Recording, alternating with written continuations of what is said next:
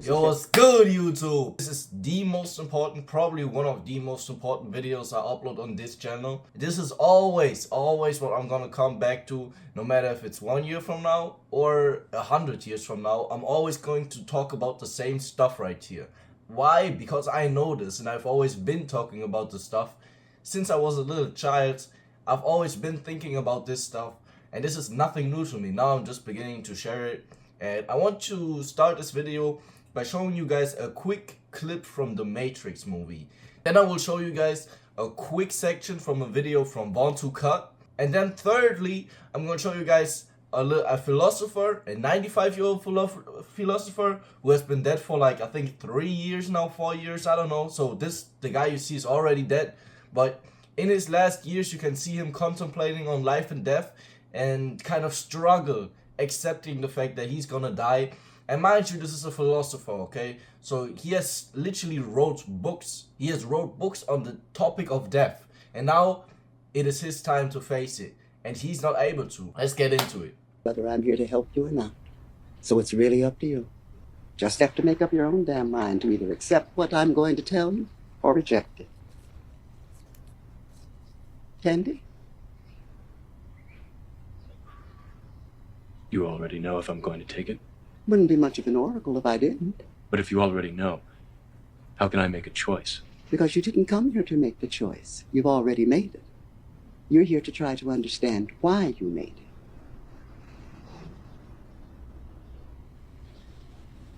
it. I thought you'd have figured that out by now. The question is not what do I choose? What do I choose? Do I choose A or B? The question is, why do I choose it? Why do I choose it? Now, this is the most important question. Why am I here? Why did I choose to exist? The candy that she's giving is just a metaphor for existence, for life itself. What she's basically saying is, alright, you already chose to live. Or God. If you believe in God, for me personally, that's God. If you don't believe in God, then it's you. But fact is, we already exist. So whether that you made that choice for yourself or somebody else like God made that choice for you to exist is kind of irrelevant right now, okay? Right now what we focus on is why. Because the choice has already been made. You already do exist. You are already here. So the only real question that's left is, why are you here? We're gonna all tie together. Trust me, just follow me here. These people here identify with their thoughts. They believe that, oh, I am my thoughts, I am my emotions, I am my trauma. Like, these people in these fourth dimensional holes, bro, and this is where a lot of conscious people are at, bro. Like, understand what I'm telling you, because I'm just talking to one person right now, you looking through the phone. Like, these people that's stuck on these four dimensions, bro, they really, on the fourth dimension, like, the fourth dimension is the hardest one to get out of, because the fourth dimension will have you thinking that you in the higher dimensions. Whole time, your ass is in psychosis. Like, people think they are literally in higher dimensions getting some kind of unknown information, when in reality, they either have drug-induced psychosis, or they're just stuck in regular psychosis. These are literally mental disorders. And I'm not saying this to kind of make you feel like something is wrong with you, because I know people that are on this channel that find this video, they're gonna think like this. Nothing is wrong with you. Don't worry. Even if you do have a mental illness, it's okay. It is a tale that's as old as time. Geniuses and really smart, intelligent people, they got stuck in this often. This is the most tricky problem that you're ever going to face, and that's what he's trying to explain right now. whole time your ass is in spiritual psychosis, maybe even religious psychosis, and you just stuck in your head going fucking crazy whole fucking time. That shit is wild as hell. Like, and that happens to a lot of us, bro. Like, you gotta be in that phase, you know what I'm saying? But I'll give you an example of this phase. I truly believe that myself. I think the only person who hasn't been in that phase and went over to eternal life is Jesus Christ. Straight like that. That's why it's normal if people are looking at you strangely. That's why it's completely normal if people are wondering if everything is okay with you, whether you have like suicidal thoughts, whether you're really depressed.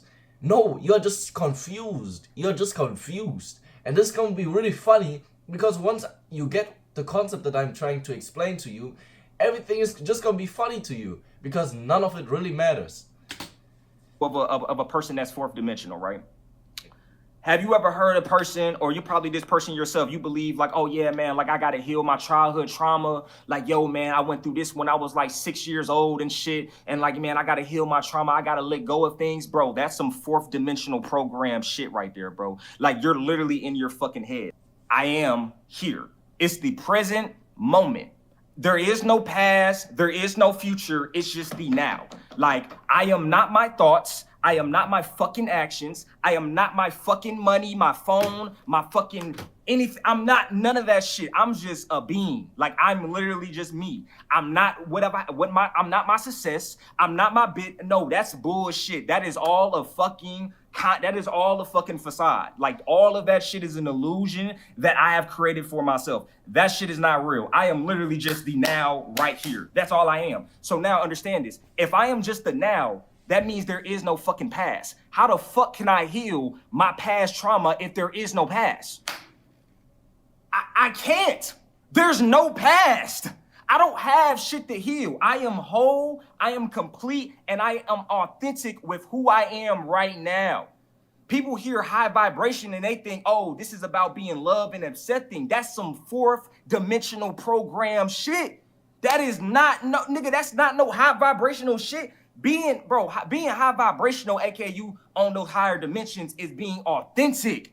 Motherfucker, I am whole and complete right now. Whatever I did yesterday does not define who I am right now. That is not me. Like, I am literally, I have a clean slate. There's no such thing as fucking karma. And this is why people don't get they fucking karma, because they have clean slates.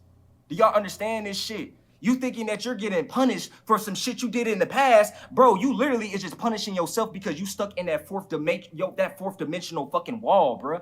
And this is why I feel for my conscious people, because, bro, you could literally be stuck. I swear to God, the fourth dimension is so hard to get out of because it's intangible. It's so fucking hard for people to get out of that state. And this is the thing, bro. This is the thing. If you have not got out of that state before, bro, you're not even going to be able to understand what I'm saying right now. And that's what's so crazy. That's why I debated about making this, because I'm like, damn, bro, like, you're literally not going to be able to feel what I'm talking about. That's so true. Like, sometimes I also debate whether it's even worth trying to spread this message or talk about this, because people aren't going to understand it anyways. This is why when you watch, for example, Moji, #1, like, meditation teacher, and Moji always says this: don't talk about it. Don't talk about it. Just be it. Nonetheless, I am gonna talk about it. Because I fucking want to, okay? But there's really no point. That's why it's so funny. That's when you truly realize this, you're just gonna be giggling all the time. Because there's truly no point in talking about it. It doesn't really accomplish anything. It doesn't do anything. You're just there, okay? And what he said about love, what he's trying to get at is that there's no point in trying to use love to heal your trauma, use love to heal some kind of broken heart of you, because most of the people don't understand that love is not a concept. There's no point in trying to conceptualize love, peace, and joy, because it is not something that can be put into words. That's the first thing that needs to be said when you're trying to educate somebody on their emotions, on the topic of letting go in general, that love, peace, and joy, eternal states, are not something that can be conceptualized. It is not something that you can think about. It is not something that you can even make yourself feel, that you can bring up in yourself. It is something that exists. It is the baseline of the universe that exists, that God has, in my opinion, God has given us, okay? So it is not something even worth mentioning. Not even worth mentioning to somebody that has a problem. The only two things that are worth mentioning to somebody that has a problem is this right now. Watch this. This is a 97-year-old philosopher. He has literally approached this topic from all different kind of perspectives. He has dealt with death. He has literally wrote a book on death. He has wrote a book on death. And now when it's finally time to face it yourself, he's not able to. He's struggling. Now let's kind of get into the struggle and kind of bring it down to a pinpoint. What is his problem? Why is he not happy? Let's get into it. Are to be afraid of. I like this kind of, That's your favorite part. yeah. It's good. I mean, at a certain point, there's nothing.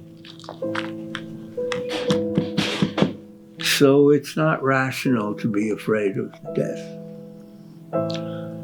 I now think that is not a good statement. This is so true. Any person that's really wise, I'm not saying I'm wise, but I'm just saying I resonate with what he's saying. Because once you finally spend time with yourself, you truly just, sometimes you just gotta sit down with yourself, listen to music. Just listen to the music. Sometimes you just gotta sit down with yourself and just eat your meal in silence. Sometimes you just gotta sit down with yourself and focus on your breathing for 10 minutes, 20 minutes, 30 minutes on time. Really soon, once those thoughts, once those emotions have quieted down a little bit, you are really soon going to notice a fear of death. And I've said this before in my video and I'm going to say it again. This underlying fear that has been consciously suppressed by all of society or is in literally every single one of us. And it comes up the moment you start facing yourself. It is a struggle. You're literally, it feels like you are going to die once you truly meditate. Once you truly get into a deep meditative state that he's in right now. You cannot tell me he's not in a meditative state. He's a philosopher, 100 years old. And he has wrote books on death. And he's right now in a state where he's, for the first time, finally really accepting that fear of death, which should have happened way earlier. We need to teach this to our children, okay? Because I think it's important to figure out why it is then that people are afraid of death. Why am I concerned about it? Why am I concerned about that? My argument was there's no good reason for it. We all know there's no reason for it. My but sense of it's still there. We realism have to tells accept me, it. well, no good reason or not, it is something that haunts me, the idea of dying soon. Boom, jackpot. It is my sense of realism tells me, well, no good reason or not, it is something that haunts me, the idea of dying soon. My sense of realism tells me good reason or not, I'm still afraid and I'm still haunted by the thought of dying. So he's finally feeling it. He's getting in touch with that feeling that we all should be constantly in touch with. I still find that I am in many ways a puzzle to myself. I do find it very interesting to try to figure it out. What's going on? And I spent a lot of my life thinking about such issues. But it's hard. I don't know. I just usually just drop the subject. What What's is the the last point? part? Oh yeah, what is the point? Point of it all? Exactly, that's the question I was I think- looking for. What is the point of it all? I think I asked the question with the sense that there isn't any good answer. Boom, there is no point. It's a kind of ironic It is. question. I think the answer may be the silent answer may be there is no point. It's a foolish question. Now this is going to irritate some Christians. I know that, because why, as Christians, we believe that the point of all this is to serve. The point of all this is to give back to Jesus Christ. The point of all this is to give to Jesus and just appreciate everything. But at the bottom line, okay, at the bottom line, you don't have to do that. You have free will. So the question again rises, why? Why? why am I here? Why am I here? Like Von Tukat alluded to before, really quickly you will enter into a state of kind of spiritual psychosis. This is psychosis. For many doctors, psychiatrists, like this is weird for many people. This is weird. You're a weirdo. You're thinking about stuff like this in your free time. It's a Tuesday and I'm thinking about stuff like that. Wise people are going to realize that that's the only thing we need to think about. As I sit out now on my deck of the house, I look at the trees blowing a little in the breeze, and I've seen them innumerable times, but somehow seeing the trees this time is a transcendent experience. I see how marvelous it is, and I think to myself, I've had these here all along, but have I really appreciated them? And the fact is that I have not, until now. And in a way, it makes the fact of death even more difficult to accept. It just brings tears to my eyes.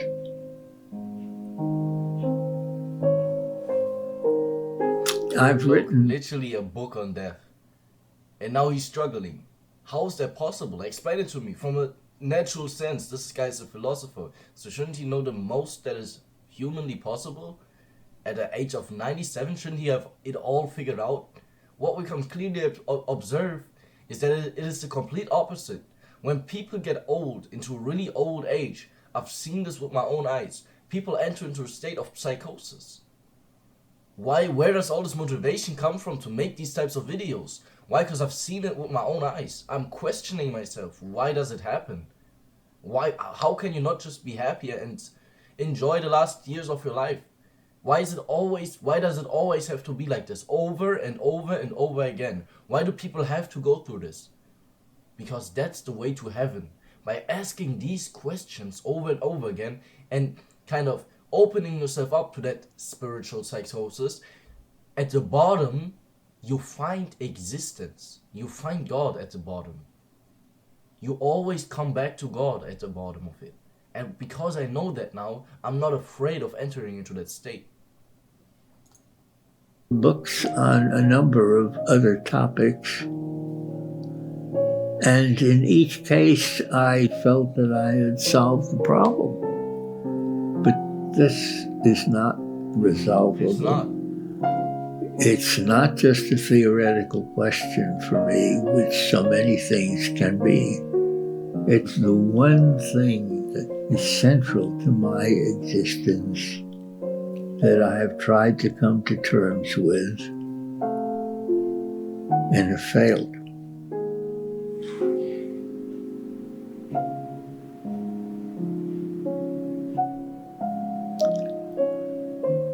So I just go on existing. That's the truth of it, is existing.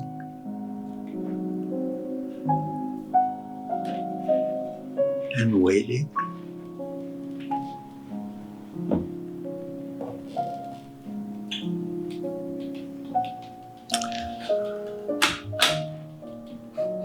I've known so many old people, and it's always the same thing. They exist and they wait. Literally, if you are at this stage in your life, in 97, that's why I always say zoom out, zoom out, zoom out. You're going to ask yourself, I wonder what the next moment is going to be like. I wonder what's next. I wonder what's next. Why? Because you're literally facing death. So you don't know what's going on, you're confused, you're anxious, and the only question you really ask yourself is, what's going to happen next? You can literally turn that fear of death into excitement. From, oh no, I'm afraid of what's going to happen next, to, I'm excited about what's going to happen next. Because there has to happen something that I've never noticed before. What's the transition going to be like? And to get to the complete bottom of this, we're going to look at a website that I found yesterday because of a YouTube channel. This is called Erowid Experience Worlds, erowid.org. Y'all can look it up. And there's literally, this is a kind of a safe space, kind of for people to share their out-of-world experiences, okay? And you can just scroll through these. You can, for example, search up the term hell, okay? And you will literally find people describing the worst things that are humanly possible. It doesn't get worse than this.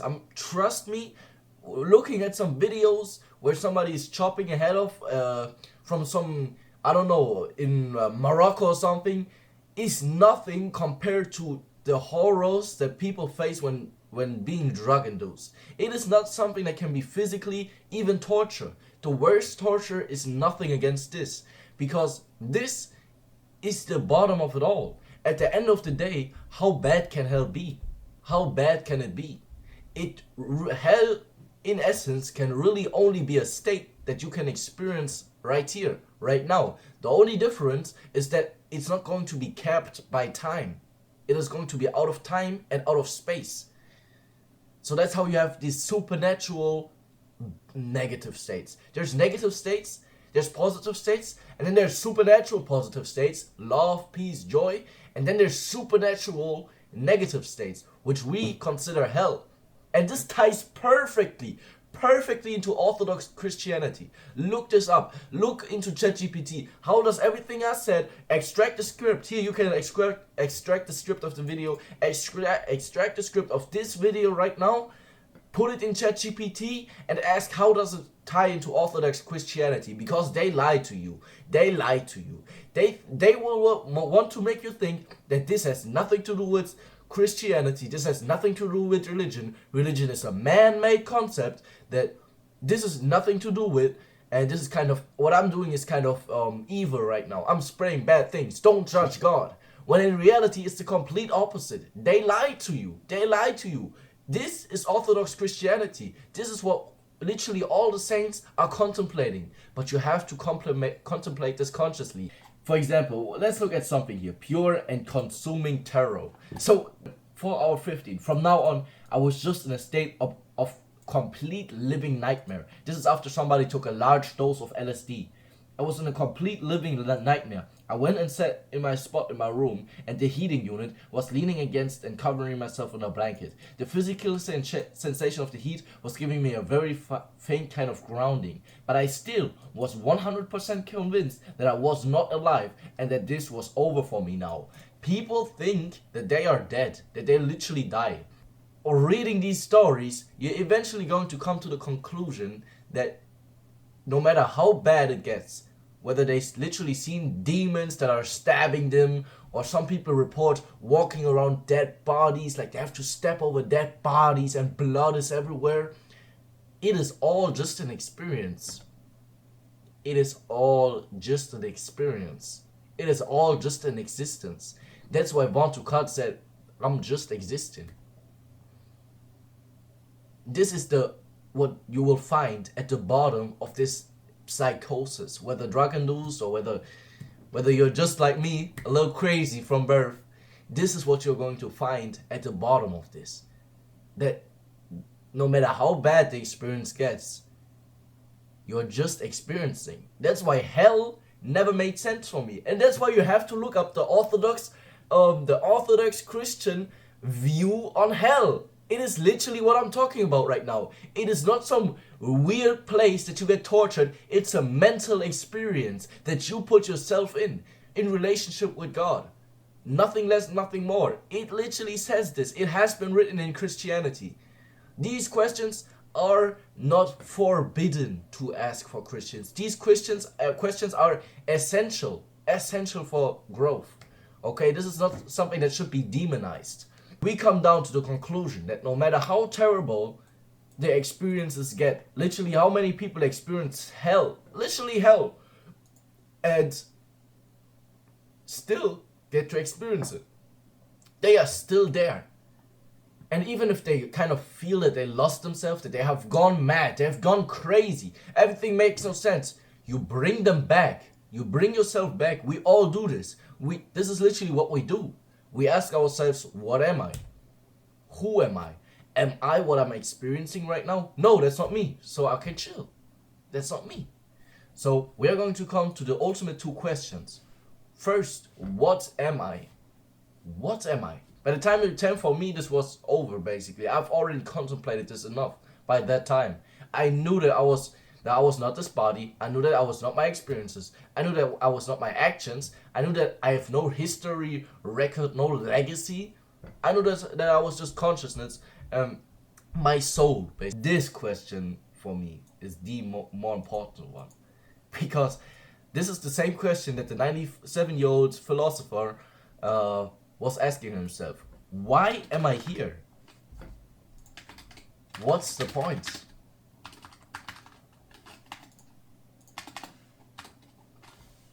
Why am I here? And what's the point? So once the first question has been confirmed by yourself that you are here, that you are conscious, the second question that's going to kind of leave you confused and kind of leave you mad is, why am I here? What's the point? And you're quickly going to come to the conclusion, which I hope you all can answer by the end of this video, is to just exist. To just exist. And I am gonna say this, the point is for you to serve, to love. But like, it gets deep, okay? It gets deep. I would connect this to Christian Orthodox view now, but people just gonna get confused. They just gonna get confused.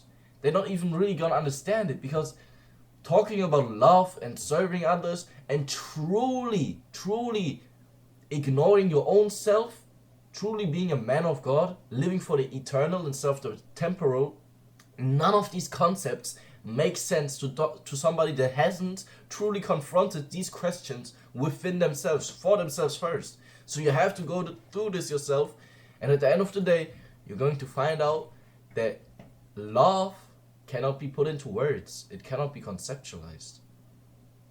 Serving, truly giving back because you just love the world, it is beyond, it is supernatural. It is not a state in your head. It is not something that can be figured out by a book, as you just saw the philosopher. He wasn't able, he tried it. He wasn't able to figure it out. He wasn't. 100 years he tried to figure it out. He couldn't, because it cannot be figured out. It just is. It just is. That's the ultimate fix to all mental disorders. That's why I truly don't really believe that mental disorders like bipolar and psychosis, they really even exist. If they do exist, 50% of the people or even more are literally undiagnosed, literally have undiagnosed mental disorders. And some scientists view it like this. Look. I'm going to search up this right now. How many people have undiagnosed mental health issues? Look. 76 to 85, because that's even more than I thought. 90% of people have undiagnosed mental health issues. If 90% of people have undiagnosed mental health issues like psychosis, depression, whatever, is it really an issue? If everybody experiences this, shouldn't we change the way we view mental health in general? Shouldn't we? Maybe somebody has put this thought that it was something bad and something that needs to be fixed, that wants to sell you medication, that wants to sell you therapy, and that wants to make money off you with basically no effort at all. That just wants to live good, live in their mansion. Maybe, just maybe somebody put this into society, and maybe that person was the devil. Who knows? Who knows? Y'all try to figure that out. But enough for me. Y'all gonna figure that out for yourself. Hey, have fun, guys. Have fun. But no matter how deep you go into this, always come back. Always come back, okay? What am I? Why am I here? What's the point? What am I? Why am I here? What's the point? It is the ultimate reset, the ultimate defense against the evil in this world. It always grounds you back. Literally, all of these people that kind of went mad of some drugs, like what is here? Heroin, even heroin addicts are here. They went crazy of some kind of drug. We got ayahuasca, we got DMT, we got oxycodone, we got magic mushrooms. Literally all the people that went mad, fix it. It fixed it. Like, just ask yourself this: what am I? What am I? Why am I? And you're out. You're out of the delusions of the devil. You're out of your fantasy. You're back in reality. Once you do that over and over and over again, you're going to become a lot more wiser. You're going to become a lot more authentic, and you're going to be a blessing. I'm talking about a blessing to everyone around you. Lalo Mugo.